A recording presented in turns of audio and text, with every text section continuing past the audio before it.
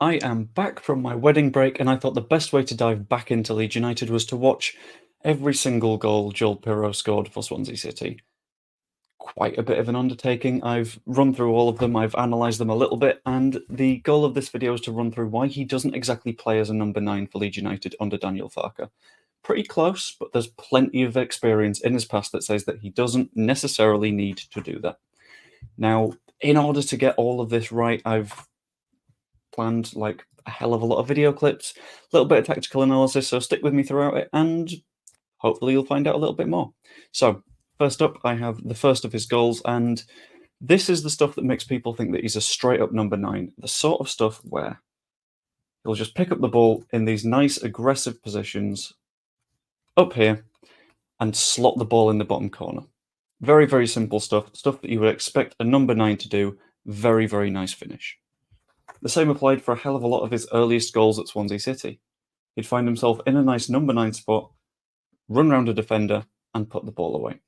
It's sort of what you expect. That is completely the wrong thing. Control tab, there we go. I'm slowly but surely learning how to do this full screen. Sorry about that.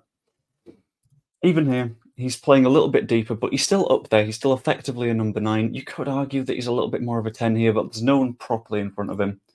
And we'll say he got the assist. He got the assist for his own goal. Why not? So, based on all of this, what you would sort of assume is that he is happy to play in that 9-y, 10-y sort of spot. He's happy to be up here, number 9, on his own, with the wingers creating for him. And in the system that we saw there, he played in more of a 4-3-3 sort of shape, so Rutter wouldn't be here. Instead, you'd have someone like Gruev in a 4-3-3, midfield control, wingers creating the chances, Piroe putting them away. In reality, that's not what we have at Leeds United at the moment. And that's not the Joel Piroe that we're getting at the moment either. And I think that's a good thing. I think that is completely fine.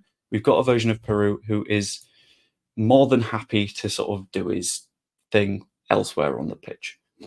He's happy to find himself in good positions, especially with that weird one where he 1-2'd with himself off the post. Even after he's taken the shot, he's looking at his positioning, he's thinking, where can I be for the next chance?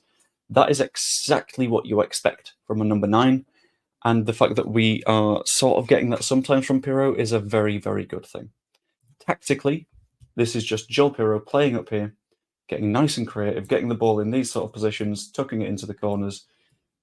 It's perfect. It's what a lot of people would expect from your typical championship striker, but there is a lot more to his game. And that's what I'm going to dive into with the next little bits and bobs. And it starts off with him being very, very good at arriving late in the box and finishing outside the box. So I'm going to pop it back open. And we've got a nice string of chances and goals here that just sort of show it off. Piroe, back here. Not hugely a number 9. This is the thing where Daniel Farke said that he's someone that arrives late in the box.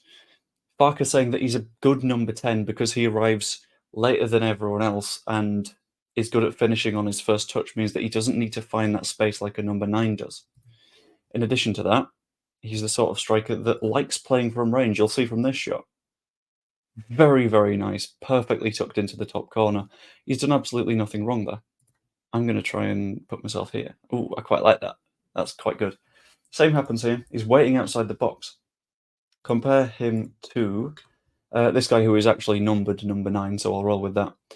And the way that Piroe was waiting on the edge of the box, has a dig, takes a nice deflection, but it's clearly somewhere that he's very, very comfortable with playing. And he just keeps on doing it. This is another one where he arrives a little bit later than the number 9 who's heading towards the back post, and he's happy to hold by the sort of penalty spot area, and he knows the chance is going to come. You could say that's a bit 9-y, but I would argue that it's a little bit more of a second striker kind of position to play in. It's the sort of spot where he's playing more in the alongside Rutter position, which I think they're sort of doing this season so far, rather than being that pure number 9 who was told to do absolutely everything. Sorry, I'm a little bit behind on StreamYard at the moment because I'm trying to do lots and lots of different things at once. I've sort of confused myself, but I'm going to keep on rolling with it. It'll be completely fine. In the start of his second season, however, I think he saw a little bit of a return to being a more pure number 9. I don't know what happened in the squad around him. I know that they retained the same manager going into this season, but at the start of the season, he had a bunch of goals that were typical 9 finish, scores a penalty, typical 9 finish. Very bizarre. Where this one is he's arriving in the box alongside that other number 9. Straight up striker, maybe. It's quite hard to say here. What was goal number 20? But goal number 20, I think, was quite interesting. Where he was in a good spot to not only score the goal, but you can see here that he's not playing as the sole striker. He's playing as someone by the side of him. Here, he's got an eye for goal, very clearly. But where a pure striker takes the shot here, that's not the decision he makes. He sees that this player is here and he sees he's in a better position than me. I'll give it to him. That doesn't scream straight number 9 to me. That screams someone that is playing more for the team, is playing in a sort of creative position. And he's still happy to get the finish on the rebound. In that spot, he gets the goal, but he doesn't get the goal because that's what he was working towards from the start. He gets the goal because he's created an opportunity. It's not a poacher's finish in this case. And in addition to all of this, he is someone that is... I completely lost my mouse again. Someone who is very, very clearly sort of improving in the press as well. Now, these are a couple of pure number 9-y finishes. These are in the box in the box kind of stuff. And this one, he's just in the right position to get the finish. Nothing wrong with this. However, you can also see that he's improving in positions that aren't just scoring the goal, poaching. He's very, very good all the way across the pitch, but he is also improving in the press. In this case, left winger pushes up quite high. Piroe decides, right, okay, I will also push up at the same time, squeezes the defence, wins the ball, and it's a very nice, easy one-on-one to finish. And this is something where I think if he knows the pressing structure, he's in the perfect spot for it. One of the reasons that Daniel Farke said that Joel Piroe isn't necessarily going to be the number 9 is because his press wasn't quite there. It wasn't up with the way that Ruter presses, with the energy that he has. And I feel like once he knows the pressing structure, there is nothing wrong with having Ruter in that position. That is the one we've just seen. But this is effectively a diagram of what we just saw. Equivalent of Dan James presses up here, forces the pass out, but Piroe blocks the lane. That is a perfect example of how knowing the way to press really makes a fundamental difference to the way that your side plays.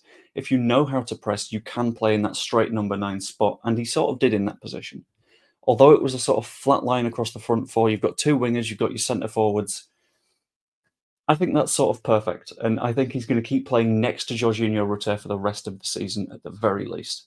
And aside from that, he's also got a quite good set piece on him. If he can strike a ball like this from a free kick, I think we let him keep the penalties, to be honest with you.